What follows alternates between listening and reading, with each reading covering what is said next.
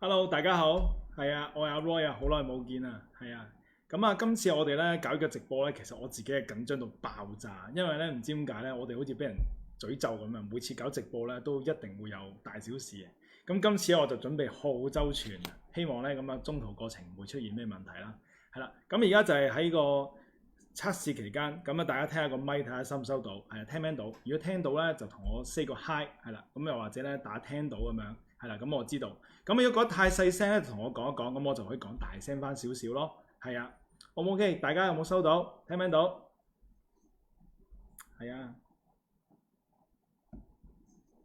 聽唔聽到？Hello，Kevin，Hello，係啦，係啊，大家好耐冇見，係啦。咁咧就係今日嘅主題咧，最主要咧就係講咩咧？最主要就係講翻呢排咧，好多人都話其實而家個台灣移民政策咧個定居啊，甚至乎個攞身份證嗰度係啦，即係由居留申請啦到攞身份證嘅期間咧，其實係咪變嚴咗好多？咁其實出邊真係太多風聲啦。咁啊有啲人咧就話咧要睇營業額，營業額要睇到好高。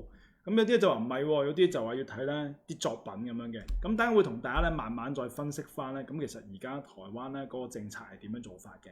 係啦。咁其實咧而家就同大家 share 翻係點樣嘅？係啦。OK，係啦。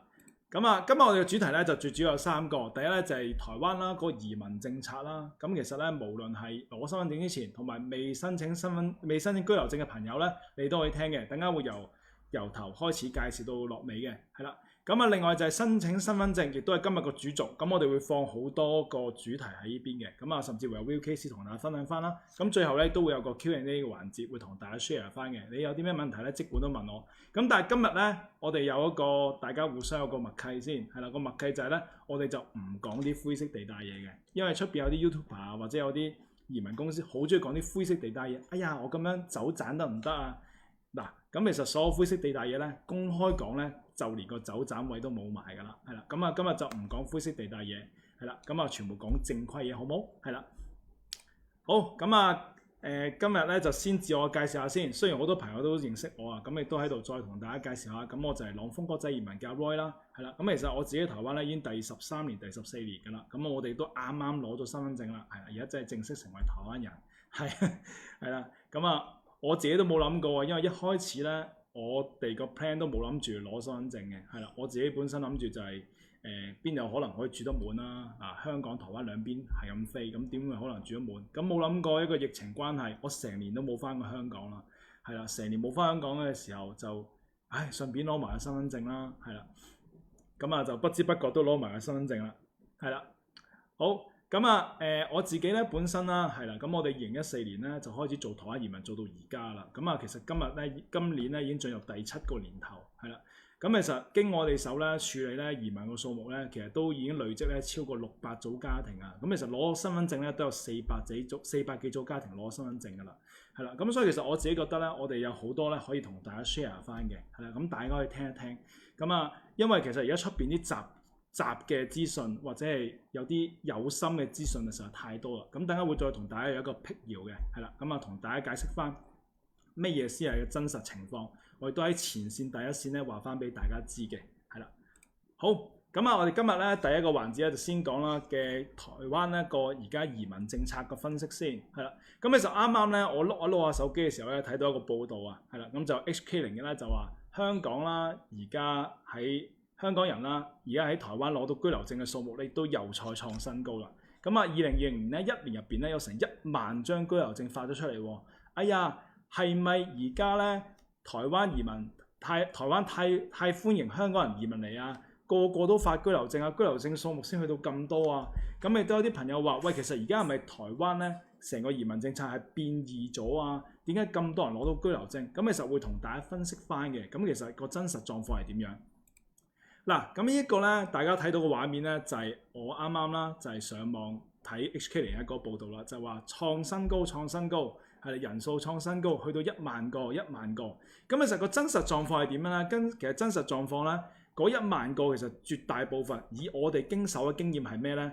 就係好多係之前可能14、15、16、17、18佢哋已經辦咗身份證，攞咗身份證嘅時候，好多時候嗰陣香港人都諗住攞個水泡嘅啫。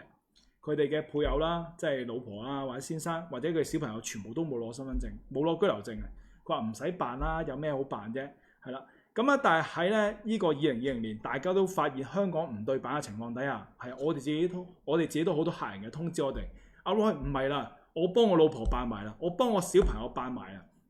所以其實我可以好肯定咧，其實呢1萬張居留證入邊咧，有絕大部分好多張都係咩咧？就係之前嗰啲辦落。係啦，而家辦埋啲依親啦，辦埋啲配偶嗰啲為主嘅，而真真正正咧，俾我哋啲新申請嘅投資移民嘅客戶咧，或者投資移民香港人，其實就真係冇大家想象中咁多。咁我今日都咧準備咗第2個數字俾大家睇啊。咁其實就喺台灣啦，投審會啦，佢每年咧都會有公佈咧佢過去嘅數據。係啦，咁啊而家咧 share 俾大家咧睇咧呢一個熒光幕咧，你就會睇得到咧。佢係一個咧顯示翻我哋過去咁多年，2014年有台灣投資移民起計，係啦，到今時今日為止咧，台灣投審會總共批咗幾多個案出嚟？嗱，記住我批啲案咧，佢唔係話淨係投資移民嘅案，佢包括咩咧？單純喺台灣開公司嘅，係啦，又或者佢係投資移民嘅，又或者佢創業移民嘅，3款撈埋一齊，就係大家而家畫面上個數字啦。咁我而家睇翻真實數字啦，2014年嘅時候，啱啱有投資移民嘅話咧，其實真係會辦投資移民嚟台灣嘅人真係唔多。係啦，老實講，我哋嗰陣咧辦 seminar 嘅時候咧係冇人嘅，係啦，係得1個啊或者2個，甚至乎有好幾場咧係0人嘅。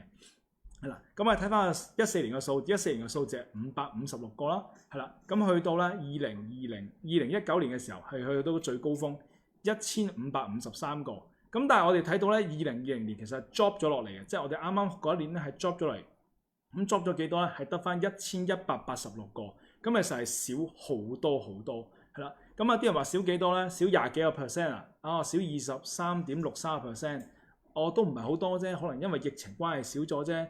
其實數就真係唔係咁計，點解咧？因為呢個數字1500幾個入邊咧。你可以睇翻過去咧，每年都有500-600間香港公司咧喺台灣設立，佢單純嚟開公司嘅啫。所以1500幾個入邊咧，大概嘅比例係600間係純開公司唔移民嘅，900間咧係辦移民嘅公司嚟嘅，係啦。咁大概係600比900咁嘅比例。但係睇翻2020年，係啦，2020年係啦，純嚟台灣開公司嘅數目咧，其實理論上唔會少太多嘅。我估大概都係400到500間度。1200間有500個係純開公司，咁啊700個係辦移民嘅話咧，咁其實咧我哋就可以睇到啦，由上年1000幾隻辦移民 drop 到嚟變700幾隻移民，其實真係少咗好多，少成3成幾嘅，係啦。咁啊另外大家睇下個畫面咧，隔離嗰幅圖咧就係 show 翻俾我哋睇咧，喺上年入邊咧批出嚟係啦，咁我要移動先係啦，批出嚟個數字。咁其實你睇到咧，其實批最多咧都係1月份。1月份嗰陣咩時候啊？仲未改制嘅時候啊，仲未3年，仲係舊制嘅時候啊。舊制嘅時候嗰啲咧就真係尾班車啦。咁啊，你睇得到咧個數量好大嘅。但係自3月改制之後咧，其實佢最高峰1個月咧都係控制100隻左右，100隻左右嘅啫。係啦，咁100隻其實入邊咧仲有20零隻咧，可能咧係純開公司嘅。所以其實真正咧，係辦得到移民咧，係每個月得幾十隻到嘅啫。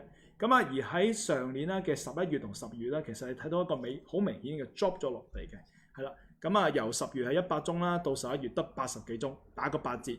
之後12月再 cut 一半，係啦，得翻50幾宗，係啦。咁其實咧，我哋睇到明顯咧，其實的而且確係嚴咗嘅，係啦。咁啊，佢申請呢方面咧，其實個數字咧的而且確有收緊咗，所以大家就唔好話我單純係啦，我上網睇到呢個資訊。而家好多人攞居留證喎，係咪台灣已批咗？其實就唔係嘅，係啦。其實調翻轉台灣係難批咗嘅，係啦。咁啊，第2個問題啦，點樣辦先會比較容易批得到咧？係啦。咁啊，我哋咧喺2014年開始做台灣移民咧，嗰陣其實基本上任何一個香港人，無論你幾多歲，80歲、90歲，係啦。咁啊，基本上你只要有呢個600萬台幣喺台灣開公司，係啦，捱滿1年咁都可以。咁都可以攞身份證，係啦。咁啊嗰陣的而且確好簡單嘅，咁啊，但係我哋睇住咧，隨住時代演變啦，咁其實而家佢哋台灣政府咧唔係好想咧呢啲情況再出現。咁其實有幾個原因，第一，佢哋有幾個 concept 嗱，呢啲係佢哋嘅 concept 啦，我就將個 concept 話翻俾你知啫，唔係代表我嘅 concept。佢就覺得係啦，佢哋唔想要啲退休族。佢哋成日台灣咧會強調一樣嘢，其實我哋台灣唔缺錢，我哋台灣唔缺錢，係啦。台灣唔缺錢係點咧？佢哋都話：你睇下個台幣，係啦，台幣升值得幾犀利，幾多熱錢入嚟。我哋台灣一啲都唔缺錢，我哋缺咧係一啲想嚟台灣打拼嘅人才。所以其實佢哋對於咧啲退休族咧，其實佢哋比較唔係好中意嘅，係啦，唔係好 buy，係啦。咁佢哋比較中意啲咩咧？就係年輕力壯啦，係啦，高學歷嗰啲啦，係啦。咁啊，呢啲會比較容易批啲嘅。咁啊，相信大家咧經歷呢幾個月咧，都可能會睇到好多啲真實嘅例子嘅。咁啊，除此之外咧，其實佢哋都好講求一樣嘢，就係講求你做個生意啦。你而家想做個生意，同你個嘅 background 要都幾 match 啊。例如你本身係做寫 program 嘅，嚟台灣寫 program，咁啊 OK 啦。你本身做餐廳嘅，嚟台灣開餐廳，咁 OK 啦，係啦，咁都 OK 嘅，係啦。咁但係例如跳得好個跨度跳得好大嘅，例如本身係啊，你係做餐飲嘅。係啦，咁啊嚟到台灣，突然間係想做啲文創嘢嘅，突然間係啦，咁佢就會懷疑啦。其實你有冇做過文創？你無啦啦又點解會做文創咧？咁會俾個問號你啦，係啦。咁所以其實如果在座咧咁多位係啦，你哋個 background 係同你諗住去做個生意咧 match 嘅話咧，個成功率亦都大大提升嘅，係啦。咁啊，呢個就係我哋個前線度啦，接觸翻嚟嘅一個資訊就係咁樣話翻俾大家知嘅。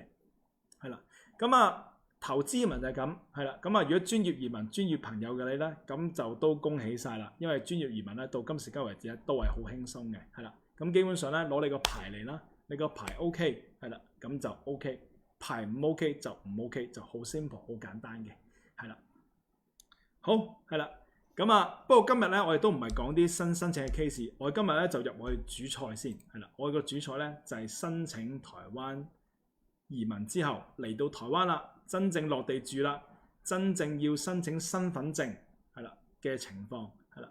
咁其實咧呢幾個月咧，我哋真係聽好多啲資訊啊，係啦。咁啊啲資訊咧真係都好亂啦，亦都好嚇死大家。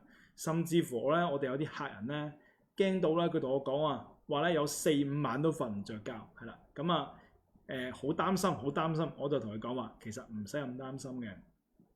咁啊，其實而家咧一般嚟講咧，市場上吹攞身份證咧係咩情況咧？咁其實有幾個版本嘅，係啦，咁大家可以聽下，係啦，我都係 share 翻啲版本俾大家，唔係我嘅意見嚟嘅，我 share 翻市場上佢哋吹啲謠傳係點樣，係啦，咁啊有啲公司咧就話，或者有啲媒體就話，係啦，咁啊而家台灣咧對於你哋香港人咧攞身份之前咧就要好睇你盤數嘅，係啦。咁啊，我哋亦都好多客人就問啊，喂阿 Roy 啊，喂依家咧要跑幾錢數掂？要跑幾掂啊條數？係啦，阿 Roy 你俾個數字我，係啦，跑幾錢數係 OK 嘅，係啦，我要同大家講翻，其實台灣咧真係唔係好睇個數，係啦，我講呢樣嘢咧，可能即係同主流咧嗰啲言論咧即係有啲出入，但係我咧為我自己講嘅負責，係啦，咁我可以話俾大家知，其實台灣真係唔係話好睇數字。唔係好睇數字嘅原因就係咩呢？就係因為其實每個各行各業，其實佢哋產出嚟嗰個數字或者叫營業額，其實都會有所不同。我舉一個例，係啦，而家有2個 case 擺喺大家面前。假設大家係個移民官啦，係啦，咁多位移民官，你哋好。而家有2個 case 擺喺你面前，一個營業額200萬，一個營業額20萬，你會批俾邊個？係啦，咁啊，大家可以喺下邊留言，你覺得你哋會批俾邊個啊？係啦，可以俾翻啲 reaction 大家，係啦。咁啊，有啲人朋友就話傻嘅咩？咁梗係批俾200萬嗰個啦，唔通批俾20萬嗰個咩？係啦。咁但係你試諗下，如果200萬嗰個，我話俾你知盤數係點咧？第1個月到第11個月都係0嘅，去到第12個月咧，突然間一張單過200萬，而嗰張單200萬咧，佢入邊咧咩都冇寫內容啊！淨係寫貨物一批，係啦。咁你係一個移民官，你仲會唔會批俾呢個200萬嘅公司？係啦。調翻轉20萬嗰個公司咧，其實佢真係小規模咁做，佢唔係話做得好本事，佢小規模咁做，佢做啲針織包嘅，係啦。佢織啲咩咧？織啲天竺鼠車車嗰啲啊，係啦，慢慢天竺鼠車車啊，整一部車兩部車，係啦，整啲寵物衫啊、狗仔衫嗰啲嘢，生意額真係唔大啊。但係佢全部咧由冇到有作品，係啦，佢有即係買針線啦，有作品啦，有出貨記錄啦，但係得20萬生意啫。你覺得你會批俾邊個？其實正就係移民署唔係淨係睇數字，係好睇你成個框架，係啦，成個框架究竟做得完唔完整，係啦。例如你真正係啦，去花個心思去做嘅生意多與少，其實台灣都明白。老實講啊，你走喺街邊度，你揾任何一間移民，任何一間台灣嘅公司，佢哋有冇可能可以同你 assure 到，即係同你 sure 到佢個生意做到幾多？都冇可能嘅。係你走去任何一間餐廳50男，係任何一間台灣嘅企業，你叫佢 sure 到個生意咩？都 sure 唔到嘅。其實台灣要知道生意冇可能話我話噏幾多就有幾多，除非你假嘅啫，係咪先？所以其實佢哋都明白嘅。咁啊，所以其實大家真係唔好再有一種咧叫做跑數迷思啦。咁啊，好多客人咧，我哋自己朗豐客人，又或者係其他公司客人都有嚟揾我哋，就話阿羅，我而家盤數咧，你幫我睇睇，係咪唔係好夠啊？使唔使谷下佢啊？使唔使我再點樣谷下佢啊？谷大個額佢啊？其實就冇乜必要嘅，係啦，你就正規咁做落去，咁樣就 OK 嘅啦，係啦。咁其實我就覺得真係唔需要話太擔心嘅，係啦。到今時今日為止，其實台灣移民、台灣申請定居證、申請身份證，其實都唔係話想象中咁難，其實就 OK 嘅，我自己覺得係啦。咁啊，有啲咩唔 OK 係啦？咁我話俾你知，有幾樣嘢咧。如果你真係而家係咁嘅情況嘅話咧，咁其實你就真係要同你嘅移民顧問或者揾翻你哋個會計師去傾一傾啦。有幾樣嘢係一定唔 OK，就係公司你 short 咗錢係啦。例如你600萬本身入嚟，你公司 short 咗錢，唔見咗錢，咩意思？就係600萬入咗嚟，係我唔知你咩原因，突然間抽幾百萬出去，我唔理你咩原因，呢啲原因到最尾你都要解釋係啦。例如你600萬係啦。我哋都有啲客人係咁樣嘅，即係少量啦，係啦，咁啊就600萬，係啦，咁啊佢就抽咗幾皮嘢出嚟，係啦，咁啊就幫自己買咗件貨，係啦，咁啊唔記得入翻錢落去，咁我通知佢入翻錢，咁樣都 OK 嘅，係啦，幾皮嘢嘅話，但係如果你去到係過百萬嘅、幾百萬嘅，咁你要小心，你要同你移民顧問同埋同你嘅會計師講，係啦，因為 short 錢係好嚴重、好大嘅一件事嚟嘅。第二樣嘢係啦，亦都係提一提大家嘅。如果你哋個公司入邊咧有一啲投資產品嘅，係例如係基金、股票、債券，係啦，咁啊嗰啲我都建議你咧及早平倉，係啦。咁因為其實台灣唔係好希望你公司嚿錢係攞去買投資產品，係或者買啲 product 嗰啲嘅，係啦。咁啊，甚至乎我覺得如果你哋冇必要嘅話咧，定期都解除佢會最好，係啦。咁啊，以免就會日後俾人抽秤，係啦。咁啊，呢兩樣嘢大家都要注意嘅，係啦。咁啊，同埋有樣嘢咧，就大家要注意就係，如果你公司本身個生意額咧都唔係好高嘅，係啦。咁啊，突然間咧，我唔知你用咩方法啦，係啦。咁大家心照啦，係啦。咁啊，你突然間將你間公司由冇谷到好大，咩叫好大咧？突然間由0谷到破100、破200嘅，咁你就要小心啦。點解？因為其實你而家呢間公司咧，其實佢唔似一個真實營運嘅公司。真實營運公司由0變到幾十係都合理，0變幾百，但係你間公司仲掛喺個信箱一個商務中心度，得一個信箱係好難令人信服嘅喎。係啦，你諗下，如果你係一間正規嘅公司，你有幾百萬嘅生意或者百幾萬嘅生意，你唔會回到淨係租個信箱啩，係啦，你可能都會有個鋪仔啊，或者有個寫字樓仔啦，係啦。咁啊，而最慘係咩咧？呢啲生意全部都解釋唔到，係啦，幾百萬係啦，就話賣咗佢俾個朋友，個朋友又噏唔出，你哋又冇金流又冇物流，呢啲咁大嘅單，你反而要小心翻，係啦。咁啊，呢啲你哋詳情可以問翻你哋嘅移民顧問，或者問翻你哋嘅 CPA 去問翻，係啦。咁啊，呢度就俾個忠告大家。係啦，咁另外有樣嘢咧，就暫時嚟講咧，都未係解決得到，就係咩咧？就係國內出世，係啦。咁其實好遺憾地咧，到今時今日為止咧，國內出世咧，暫時都係無解嘅。無解意思係咩咧？就未有一個定案，係啦。咁啊喺上年啦，其實就8月9月到而家為止咧，國內出世嗰啲咧入咗去到而家為止都未有一個係出到嚟嘅，暫時都未有。咁啊，未有唔代表 reject，都係 pending 嘅啫，係啦。咁啊，都係擺咗喺度。咁啊，個原因就係咧，我哋經常都有問嘅，其實而家係 kick 咩咧？咁佢哋都話一樣嘢就係啲長官都係開緊會。咁其實我哋都打聽過，其實啲長官其實有幾個心態嘅。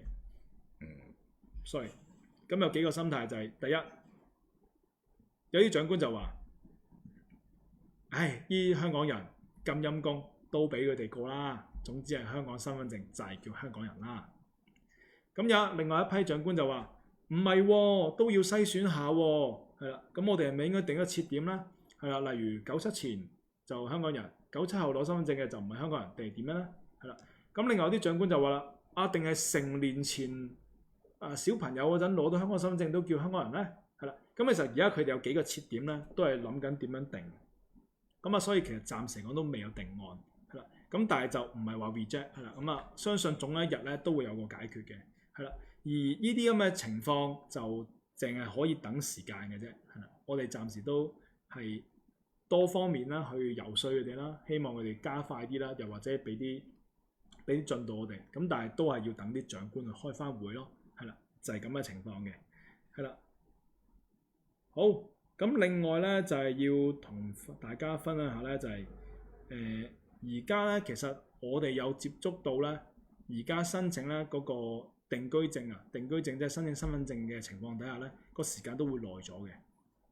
咁啊耐咗其實最主要原因就係佢比以前咧睇得更加深入，係啦。深入個點係咩咧？就係我哋曾經有個客就係點咧？佢個字咧係姓吳個吳嘅，係啦。咁啊有啲人寫吳咧寫後天吳咁樣嘅，係啦。咁啊佢就真係寫上邊係口，下邊係天嘅吳，係啦。咁啊最後就俾人彈翻轉頭，都唔係話彈翻轉頭，打翻過嚟問，話喂，你呢個咧咩字嚟㗎？我吳字，喂，吳字唔係咁寫嘅喎，呢個錯別字嚟嘅喎。我話唔係啊，佢個 style 係咁啊，佢係咁寫。咁啦，我俾個你再寫過啦，係啦。咁其實佢哋連呢啲咁 deep 嘅位都會睇，係啦。咁啊，甚至乎咧配偶嗰部分係啦，好多朋友咧，如果你係一個人過嚟啦，配偶在香港嘅話咧，以前咧都唔需要補啲咩配偶資料嘅，而家都要補埋，就係話要核對翻配偶啦嘅資料，係啦。咁啊，確保咧係真實嘅，咁先去批。咁嘅時候我哋睇到佢咧，佢做各方面都嚴格咗嘅，係啦。咁啊，但係嚴格歸嚴格，係啦。到今時今日為止咧，都未存在咩咧？未存在係直接係 reject 嗱。所以我要定義咩叫 reject 先。到今時今日為止，都未有任何一個香港人因為佢盤生意做得唔靚，俾人趕走，冇一個都冇俾人趕走嘅，係啦。最多都係咩咧？最多就話叫你不如你做多2個月啦，不如你做多4個月啦，係做多4個月再嚟交啊。咁其實台灣其實真係都好 friendly 嘅。我覺得你啲生意咁渣嘅，連續10個月都係0，你最尾2個月先俾你生意喎。不如咁啦，你跑多4個月數，再過嚟交過啦。咁其實呢個咧就係而家出現嘅最壞情況，就都係我哋所講嘅加監啫。咁啊，所以如果在座嘅朋友你哋係啦，你嘅生意睇起嚟唔係好靚仔嘅，其實真係唔使太擔心㗎。最壞情況咪再加監咯，冇必要去做一啲嘢去谷你嘅生意，令到你個生意就4不像，係啦。我哋反而咁樣覺得係唔建議。最壞情況就係加監做靚佢咯。咁啊點樣為之做靚佢？係啦，例如本身由冇鋪嘅信箱變咗做有鋪啦，係啦，冇請人嘅變有請人啦，網站都冇嘅變有網站啦，係啦，公司 logo 都冇嘅變有公司 logo， 係啦，冇卡片變有卡片，呢啲全部咧都係你啲加分位嚟嘅，係啦。咁啊，但係冇話一定要做晒，係啦。咁啊，你做得越多，係啦，咁啊就成功率越高咯，係啦。咁我哋到今時今日為止咧，的而且確都仲係有客人咧，仲係喺信箱度嘅，係啦，即係嗰個 business centre 度都可以過到關嘅。咁但係佢啲 background 咪做得靚咯，係啦。咁有啲係啦，就係咩咧？就真係有實體鋪嘅，有請人嘅，咁更加 perfect 係啦。咁有啲咧，其實佢有好多作品，哇！啲作品係好中心啲，有人訪問過嘅，咁啊就係更加靚仔咯，係啦。咁啊，所以其實在座咁多位係啦，總結一句，到今時今日為止，台灣嘅申請身份證都冇想象中咁難嘅。都 OK 嘅，可以克服嘅，做得到，冇需要夾硬去做啲咩谷，或者夾硬去扭轉一啲嘢，或者夾硬造假，係啦，造假係一時爽快，係啦，就算俾你過關，你永遠會有俾人抽秤嗰一日，係啦，我建議大家就如果真係唔係好得嘅，主動加陣，咁其實我覺得 OK 嘅，係啦，咁啊又一樣嘢就係大家咧就密切多啲啦，同你哋嘅移民顧問係啦，多多溝通，多多傾你哋盤生意係啦。例如朗豐嘅客人係啦，咁啊可以揾我哋朗豐嘅同事啦，去傾下呢盤生意係啦。咁不過其實基本上我哋都有 mon 住你哋嘅生意，其實都 OK 嘅係啦。咁啊，如果大家咧係揾其他移民顧問嘅，多多同佢哋傾下係啦，了解佢哋咧幫你做個生意邏輯，咁其實對你都有幫助嘅係啦，就係咁樣。好。係啦，咁啊，今日咧，我哋咧呢個直播咧就唔會話想拖到太夜啊，拖太長時間嘅，我都講得好摘要嘅，係啦，好快啊，你叫佢速度，係啦，咁啊，我哋話咁快就進入第三個環節啦，就係問問題，係啦，咁啊，我知道大家好多問題想問噶啦，有啲咩問題係啦，咁啊，不過我哋今日都係有個默契，就係我哋唔講灰色地帶嘢嘅，係啦。咁同埋我哋今日問嘅問題咧，都圍繞住咧攞身份證嗰度，好冇？係啦，咁啊，大家有咩問題可以喺下邊度發問，係啦，我答得到嘅，盡量答你哋，係啦。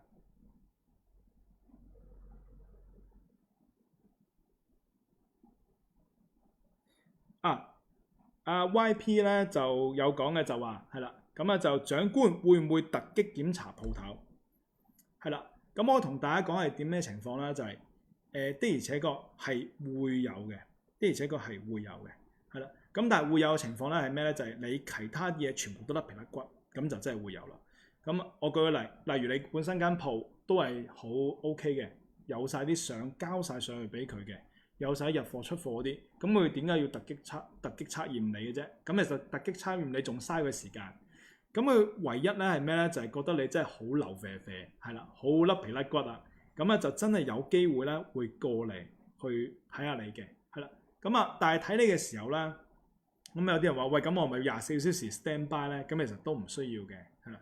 咁其實如果佢咧第一次嚟唔到咧，嚟揾你嘅話，揾你唔到，咁佢哋會打嚟通知我哋嘅，係啦，通知即係如果你係揾我哋朗豐嘅話咧，咁我哋會留 contact 俾佢哋啦，佢哋會打嚟通知我哋就話啊，唔好意思啊，我咧幾月幾號咧去過你個鋪頭度，咁咧就見到冇人喎。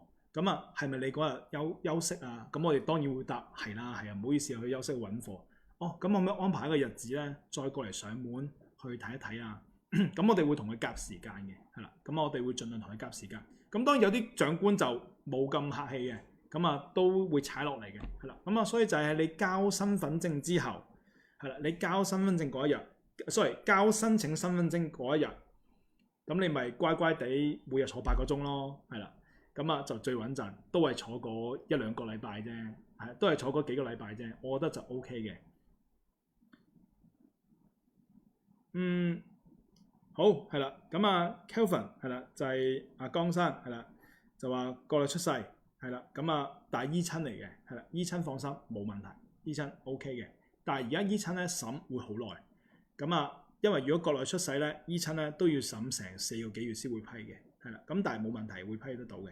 係啦，咁我哋有案例就係配偶啦、父母親啦、子女都有批過，但係父母親會特別耐，可能會去到5個月添。係啦，咁啊，因為牽涉到啦，年紀越大嘅話咧，佢哋啲 record 就越難去調啊。係啦，咁啊，所以會耐少少。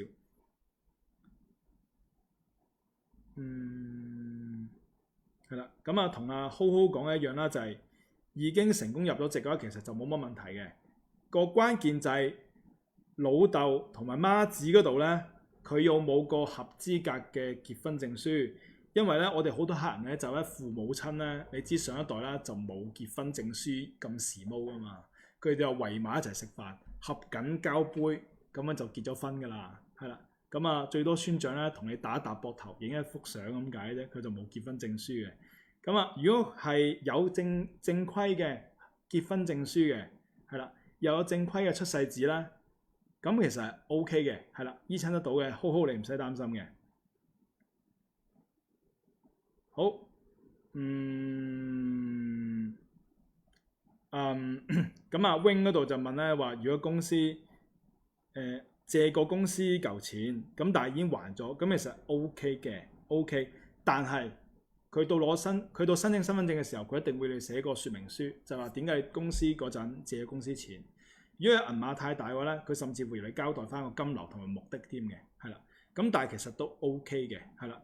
除非你嚿錢係有去冇還啦，有去冇還，係啦，咁就會大鑊啲，係啦。哇，好多問題啊！嗱咁樣嘅，我今日咧就挑啲問題咧，最主要都係講翻圍繞翻以攞身份證嗰邊為主，係啦。因為太多啊，係啦，我攞身份證為主，係啦。等一陣先睇一睇啊。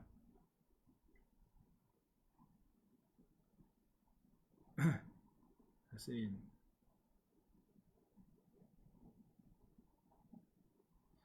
申請身份證嘅時候，啱啱 Albert 就話阿 Roy 啱啱你話申請身份證嘅時候咧，要交埋配偶嘅資料，咁要點樣交法咧？咁其實暫時嚟講，台灣都 friendly 嘅。如果你配偶係香港人嘅話咧，咁就係影印 passport 同埋影印嗰個 ID 就 OK 啦。我哋今日係啦，我哋今日真係好開心，我哋今日就批咗一個係啦，佢就係兩個先生啦，都係喺台灣嘅，係啦。咁啊兩個配偶啦，都係香港嘅，咁啊影印身份證就 OK 啦。唔排除之後會 update 啊，但係到今日為止都係啦。阿 John 就係話：喂，如果個生意係網路生意，用 share office 嚟登記地址得唔得？得嘅 OK，正如啱啱所講 OK 嘅可以係啦。咁啊，但係如果你個生意係啦係一啲例如工業類嘅係啦，你做煉鋼嘅，咁冇可能係一個信箱啦，係咪？冇可能係 share office 啦，係咪？咁啊，又例如你係做假設啊。假設係做整車嘅，係啦，咁你冇可能 share office 啦。咁其實睇翻你業態，你個行業嘅生態、行業嘅形態咁樣咯。咁但係係啦，盡量建議大家係盡快落地會好啲咯。盡快落地會好啲。落地意思就係由你個生意由信箱係啦變咗落地會比較好啲嘅，係啦。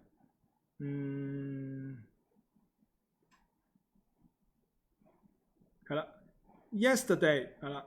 Yesterday 咧就係問，如果係主申請人香港出世，係啦，太太喺國內出世，係咪一世都攞唔到身份證？嗱咁嘅情況咧，我會建議翻 Yesterday 咧，你就主申請人你喺香港出世嘅，係啦，單非申請咗身份證先，係啦，咁啊的而且確太太係國內出世咧，都會影響咗少少你個申請嘅，令到時間會慢咗，咁但係都 OK 嘅。申請得到，我哋都有成功案例 OK 嘅。嗱，台北辦會唔會關門？大家咧，我呢啲就答唔到啦。今日我哋都圍繞翻攞身份證先，係啦。國內出世專移民攞身份證，而家有冇問題？暫時嚟講咧，都係 pending 中 hea 咗喺度 hea 咗喺度。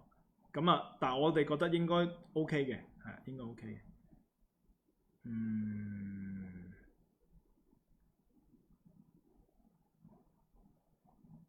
係啦，依親攞咗居留證過咗期，依親已經攞居留證過咗期，疫情翻唔到，因疫情翻唔到嚟台灣，可以點辦？咁樣就要重辦啦，係啦，咁樣就要重新再辦嗰張居留證，咁啊攞個居留證再入境台灣咯，係啦。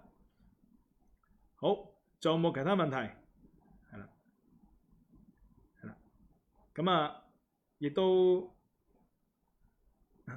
分享少少啦，係啦。咁其實我哋依排咧都有唔少我要批唔少嘅身份證批咗出嚟嘅。咁啊，不過我哋就比較懶啲啊，我哋就冇話咧每批一個 upload 上嚟一個，每批一個 upload 上嚟一個，因為對於我哋嚟講，我哋覺得批係好理所當然。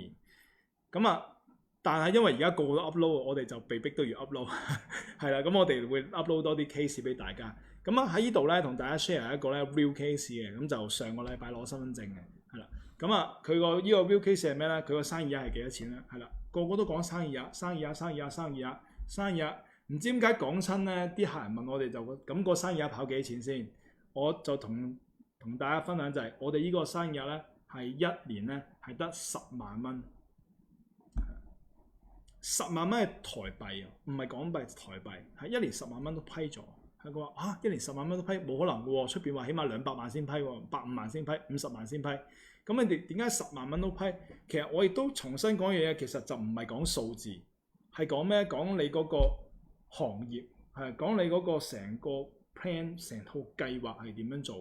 咁我哋呢個10萬蚊，其實10萬蚊都唔到啊，係9萬零蚊到。咁佢做咩？佢係做一個軟體系統，佢做 POS 機，台灣就稱作係 POS 機，即係簡單嚟講就收銀系統、收銀機系統係啦。咁其實佢做收銀機系統，佢都係 B to B 為主啦。第一，第二就係其實佢呢個系統要開發要時間。咁其實佢本身香港都已經有做到一半㗎啦，有做一半，咁之後帶到過嚟台灣度係啦。咁咪就再將佢個成品係啦，慢慢去開發由去到可以商品化係啦，都會用咗7個幾8個月係啦。8個幾月之後咧，個成品出咗嚟之後，佢哋先可以開始去賣。所以其實佢哋個生意的而且確係好有限，佢都係得個位數嘅客人係啦。咁但係其實佢可以 prove 得到佢真係有呢套 system， 佢將成個 system 第一，佢將成個 system 全部 print screen 一頁編晒出嚟係啦，釘起嚟係啦。咁呢一格咧，撳呢個掣就去到呢一格，呢一格撳完咧就去到呢格，就會產生呢個畫面嘅。之後燒埋隻碟係啦，咁一齊交埋去移民處。當然啦，移民處嗰啲文官就唔會睇得明你呢啲咩嚟嘅，但係睇下你好似都好有誠意喎，OK 喎係啦，咁其實都會過得到嘅係啦。咁所以其實大家就即係唔需要太擔心額嘅問題，額真係唔係問題，係額背後個數字點嚟先係一個問題係啦。第二個 real case 啦係啦，就係我哋今日啦係啦過嘅嗰2個先生啦係啦，可能都係喺度聽緊我哋呢個直播嘅係啦。其實佢哋就做咩？佢哋就做 design 嘅係啦，做啲有做各樣嘅 design 啦，有做 logo design 啦，有做盒嘅 design。我睇佢哋作品係比較擅長，即係做啲盒啊、做包裝嗰類嘅 design。其實佢哋有晒啲同啲客人嘅對話記錄，例如乜生係啦。呢個盒你覺得 OK 嘛？我覺得啲材質咧要改佢話 OK 冇問題，幫你執佢。其實佢亦都有啲樣本啦，係啦，有啲對話記錄啦，亦都有啲 contract 啦。其實 OK 嘅係啦，佢哋都係用信箱，都係 virtual office，其實都批咗 OK 嘅。今日批啱批係啦，我都好開心係啦。所以其實額真係唔係問題，唔好再有額嘅迷思。點樣攞到額先係有問題係啦，就係咁樣咯。好係啦，我繼續讀落去先係啦。啱啱有位朋友咧就講得好好係啦。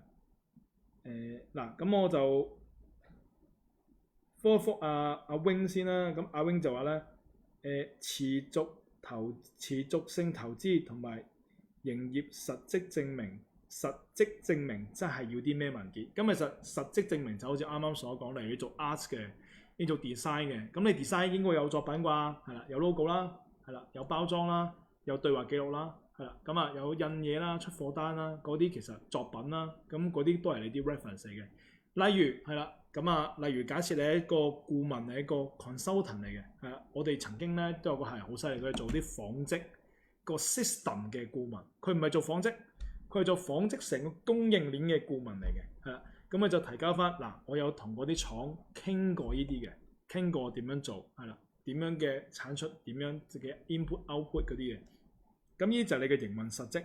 而個持續性咧，嗰個報告就係咩咧？持續性報告就係話，假設而家台灣諗住批俾你啦，係啦，假設而家批俾阿 Roy 啦，係，咁你阿 Roy 會唔會攞完身份證即刻過和青，即刻翻香港啊？即刻執嗰間公司佢㗎，係啦，我哋都知道要答唔會啦，係咪？係啦，咁你要點樣寫出嚟咧？就話我今日咧就攞身份證都好咧。我都諗住長做落去㗎啦，係啦。我本身係做蛋糕嘅，係啦。我諗住咧就再開多分店，生意好啦，請多啲人，係啦。呢啲咪佢想你睇，想你 show 到俾佢睇嘅嘢咯，係啦。其實就都唔難嘅，係啦。其實要 show 到俾佢睇個誠意，就係你真係諗住堅做落去，咁就 OK 嘅啦，係啦。最後一個就係阿 Martin 啦，MT 聽啦，就話。如果所有客戶咧都係香港客戶，其實申請定居會唔會有問題？其實今時今日為止咧都冇話一定要邊度嘅客戶嘅，係啦。但係如果你話真係會有翻少少係台灣，我哋會覺得會比較更加順利添，係啦。咁啊，如果係所有都香港客戶咧，咁其實我估咋，我唔知係咪真啊。我估可能你個行業係代購類嗰啲，係啦，又或者係可能可能係做出口嗰啲啦。咁其實你只要 prove 得到咧，你啲證據都 OK 嘅。假設例如啦，你係代購嘅，代購10盒玉珍齋嘅，係啦，咁係咪都有玉珍齋啲發票咧？係啦，咁啊，例如啲朋友寄代購嘅，佢應該都會揾你啩，係啦，佢唔會寫信俾你，佢唔會飛鴿傳書俾你噶嘛，佢 WhatsApp 你噶嘛，係啦，咁啊個 WhatsApp 係你咪截圖咯，係啦，咁呢啲都係個證據嚟嘅，OK 嘅，係啦，係啦。係啦，咁啊，啱啱阿江生阿 Kevin 就話：喂，如果國內出世，咁要等成幾個月喎，係啦，咁啊咪冇居留證喺身，係啦，咁的而且確係會出現咁嘅情況嘅。咁但係其實喺呢個情況咧，你嗰個健保卡咧就係你嗰個身份嘅證明嚟嘅，係啦，即係因為我哋好多客人都係配偶，可能父母親都係國內出世嘅，咁啊，因為交定居證即係交申請身份證嘅時候咧，我哋要將個居留證嘅正本都交埋入去審嘅，係啦。咁呢個情況底下咧，我哋就會建議第一，你可能先 take 個 copy 啦；第二咧，你就個健保卡都 keep 喺身，因為健保卡喺台灣係合法嘅個身份證明文件嚟嘅，OK 嘅，係啦。好多時候你銀行show你個身份show你個嗰個人嘅證明，咁我哋可以 show 健保卡都 OK 嘅，係啦。咁啊，唯有係咁樣，我哋盡量會幫你谷下啦，盡量幫你吹下啦。不過批出嚟冇問題嘅，咁我時間可能要耐少少。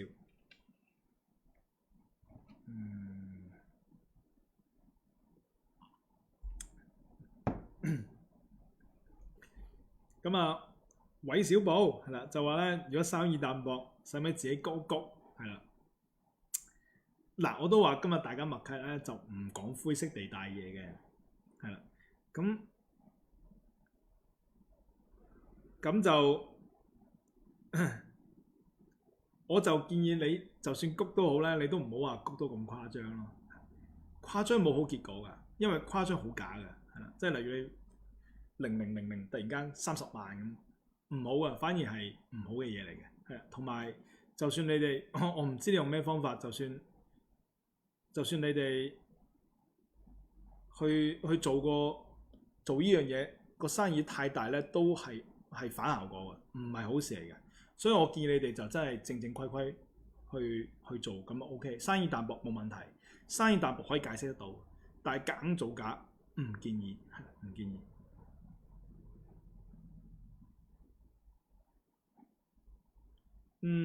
阿浩浩話專才移民到台灣之後坐完移民監，途中轉行做生意，會唔批入籍？就唔會嘅，係啦。點解呢？因為你入去台灣嘅時候，你攞嗰個曲係啦，就係令到你可以住滿1年就攞身份證啊。除非你咁抵死，係啦，即係你就走去申請開公司之後，特登將自己個曲轉做開公司嗰隻，係啦。咁我相信你哋唔會咁樣做咯，係啦，係啦，係啦。嗱Candy 嗰度咧，我真係想同大家再 share 一下，就係如果申請人咧之前係中資機構員工咧，其實會唔會嚴咗？其實的而且確係會嘅，係啦。咁其實唔單止中資，係啦。咁其實大家可以聽一聽，就係以我哋過去經驗，我哋發現就係第一，如果係政府部門做嘅，係啦，咁啊包括係啲好邊嘅一啲政府部門，甚至乎例如環保局嗰啲，我哋有個環保局嘅都俾人刁難過啦，係啦。咁啊，機管局係啦，大家覺得機管局可能真係好 commercial 嘅一間公司，咁但係機管局係香港政府係大股東嚟，咁都係會被視為係政府機構啦。港交所係啦，港交所啲人話根本上市公司嚟嘅，但係佢哋都覺得你係好政府嘅。咁啊，除此之外啦，例如你係啲中資機構啦，例如真係好中嘅，係啦，例如啲中國乜乜啊、中國乜乜嗰啲嘅，咁其實佢哋都會嚴格咗嘅。咁但係就要睇翻你嗰個 position 係幾高啦，係啦。例如你話你個位置係高到咧，政府佢哋個網頁都查得到你嘅，哇好大嘅，head 嚟嘅，頭嗰幾級嘅。咁呢啲其實的而且確會難咗嘅。咁但係我一般員工嚟嘅啫喎，或者我做內勤嘅啫喎，中層唔高唔低喎，咁其實都還好 OK，但係個時間會耐咗，嘅。咁所以如果係中資嘅話咧，都要注意嘅，時間唔好遇到咁敏咯，係啦。嗱，最後呢個咧 May Chan 呢個咧，其實就真係一個好好嘅問題嚟㗎，係啦。咁就係咩咧？如果公司有收入有請人，但係入不敷支喎，會唔會批唔到身份證或者難批啲？其實就絕對唔會，係啦。到今時今日為止都冇話規定你公司一定要賺錢，而好老實講，甚至乎一間台灣嘅公司都冇辦法好可以喺第一年可以賺到錢。係啦，咁所以其實佢到今時今日冇規定你話要賺幾多錢、交幾錢稅、幾大嘅規模，真係冇。咁啊，如果好似你所講嘅，公司有正常營運、有正常收入、有請人嘅，其實我覺得係絕對 OK 靚仔嘅，係啦，唔需要話聽出邊咧嗰啲人慫恿你去做一啲 plan， 係啦。咁啊，我覺得你其實已經可以大膽交佢先，係啦，大膽交佢。最壞情況係咩？最壞情況咪加監2個月、加監4個月都最壞情況，係大膽交入去，我覺得 OK 嘅，係啦。咁啊，如果你係朗豐客戶，咁當然係同我哋傾下啦，我哋可能有更加好嘅 solution， 係啦，就係咁嘅情況咯，係啦。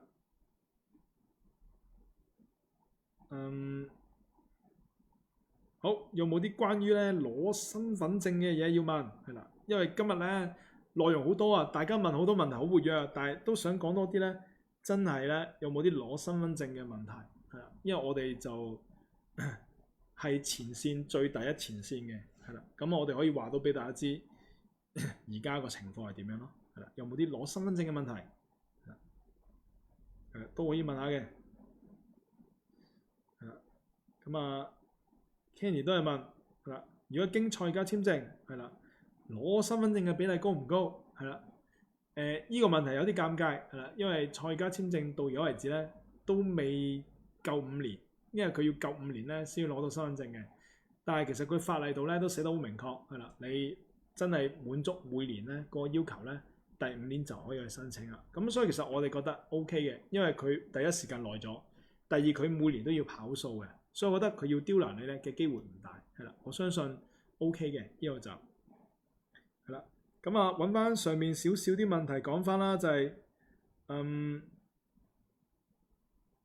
等我睇下先。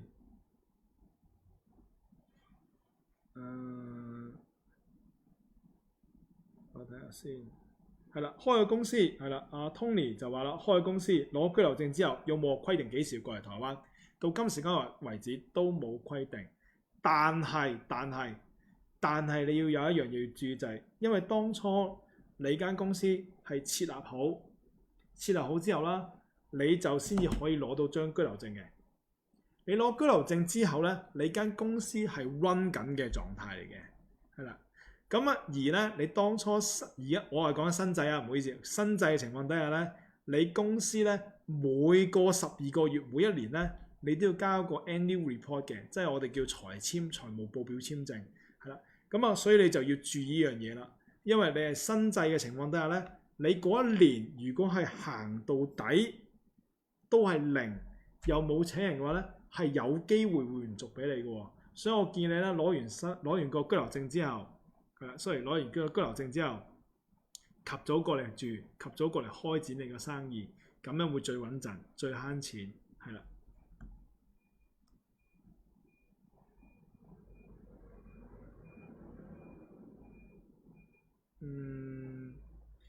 啱啱有朋友問咧話，喂，好多投資移民咧都要加監先拎到身份證喎，創業家會唔會遇到相同嘅問題？嗱，我要講翻樣嘢，投資移民加監咧個情況好嚴重咧，係因為喺上年8月之前咧，老實講，基本上你匿埋眼交、匿埋眼都批嘅，咁個個都係匿埋眼嘅情況底下，突然間拉高個 standard 咧，跟唔到個 standard，咁當然要加翻監去做翻到嗰個要求，咁先過啦。咁但係創業家唔一樣，創業家就係因為年年都要交數㗎嘛，年都要交數就唔存在話最尾再要你交咯。咁但係投資移民就係因為過去咧，老實講都係好多都係交白卷嘅。咁啊，而家突然間要你交少少嘢都交唔到，咁咪要加監咯。所以我哋覺得就唔同嘅情況嚟嘅，係啦。咁啊，我覺得而家咧喺呢幾個月咧，我哋同各位嘅朋友輔導啦，或者講解嘅情況底下，其實好多投資民咧，我哋見得到啊，啲 case 靚仔過以前好多啦，係啦，就唔同以前咁啊。以前就係一年12個月，11個月都係零嘅，12個月得一張單。咁邊度可能唔加監啊？你話係咪？唔加監都唔合理啦！你係移民官都唔會批俾佢啦，同唔同意先？又或者一年入邊係啦，得2-3張單嘅，2-3張單就得幾百蚊嘅，咁你都唔會批俾佢啦，係咪先？咁所以其實就唔係話去到最尾要刁難你，而係本身佢冇放個 standard 喺度，而家佢要求你俾少少嘢，你已經俾唔到啦，係啦，咁啊佢先至會要求你咧去提供翻啲資料咁解咯。咁啊，所以我哋覺得就唔會話咁麻煩嘅，係啦。我哋覺得創業咧應該時間到咧就應該 OK，因為佢每年都要符合個要求，每年都要跑數，係啦。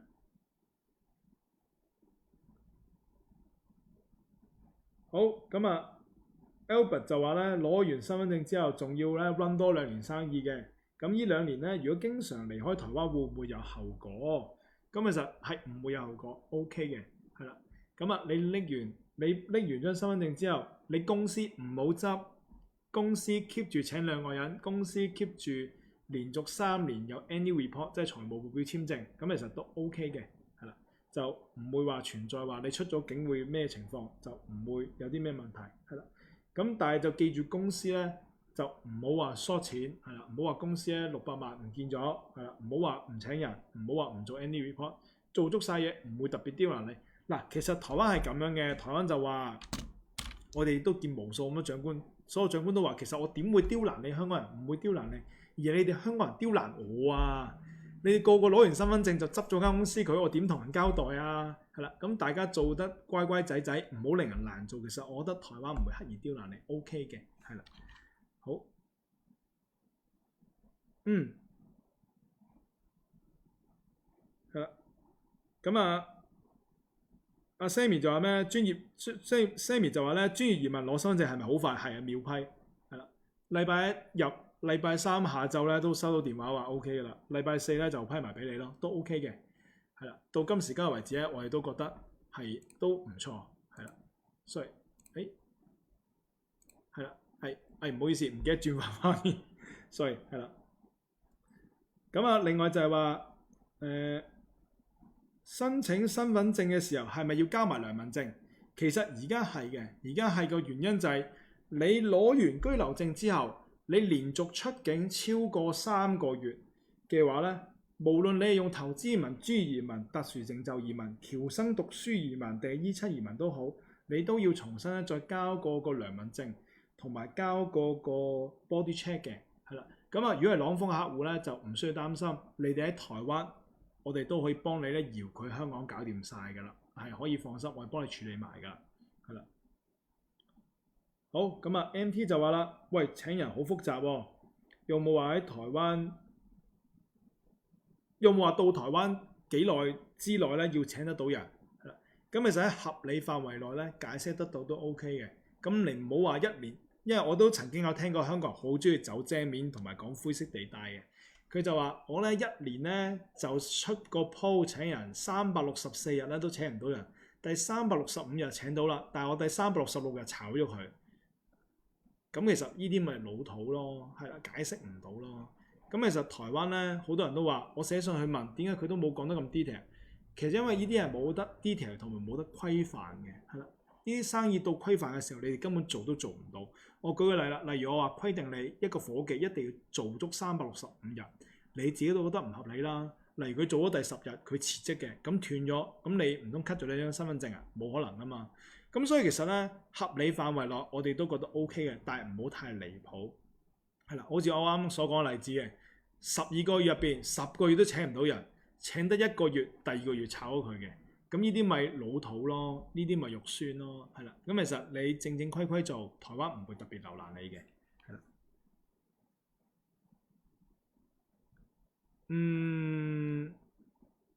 阿 CCM 就話：喂，如果以前做過公務員，咪唔使諗，係啦。即使唔係紀律部隊，只係普通文職。嗱，如果係離咗職咧，其實 OK 嘅。我啱啱講過環保局嗰個，其實都係離咗職之後就 OK 啦，係啦。咁但係現職咧就真係唔使諗，係啦，可以好肯定現職就唔使諗嘅，係啦。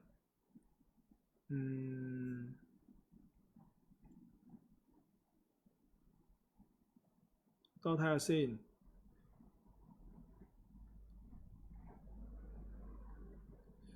阿韋小寶就話設立公司後申請居留證副本 and 正本，可唔可以喺有效期前6到9個月先至嚟報到開正式實體店？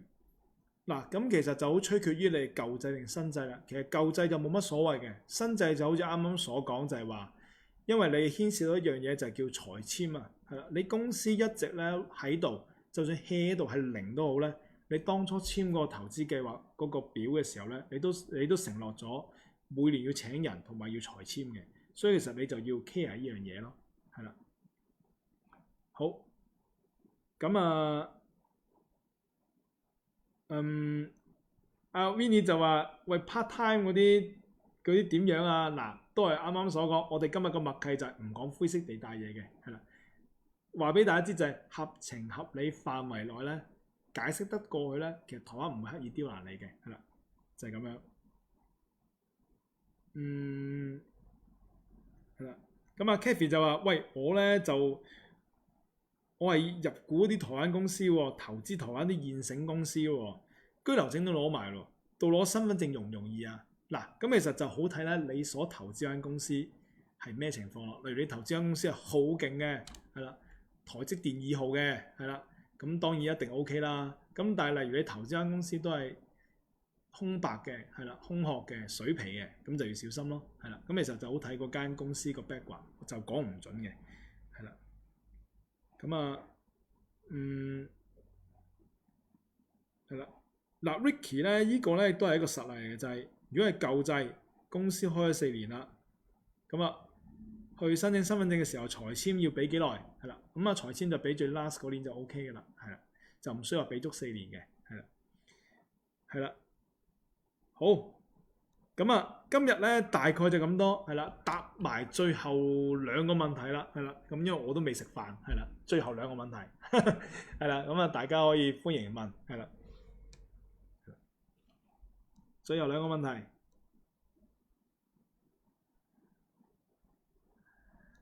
有冇？係啦，最後2個係啦。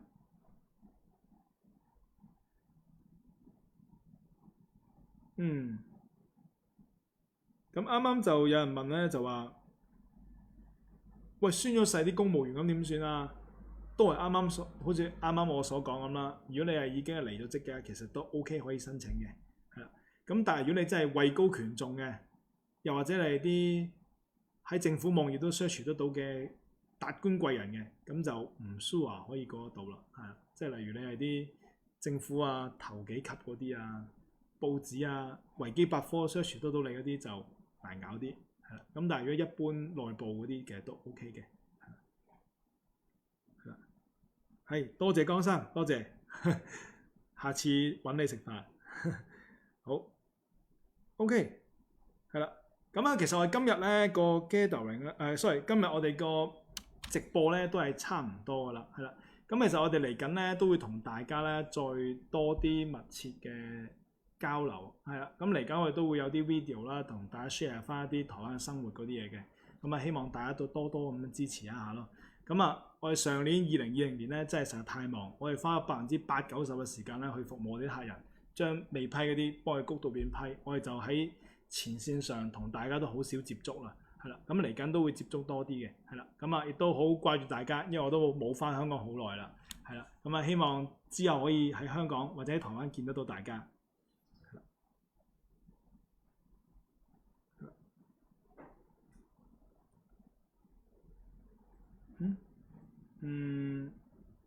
多謝多謝，係啦，好，咁如果有啲咩問題咧？即管在喺下邊再留言，係啦，咁我哋會同時咧會喺個Facebook 嗰度咧會 reply 翻你嘅，係啦，我哋盡量都會覆晒你啲問題咯，係啦。咁咧希望今日個直播幫得到大家，係啦。咁啊多謝，係啦，我哋保持聯絡，多謝大家，係啦。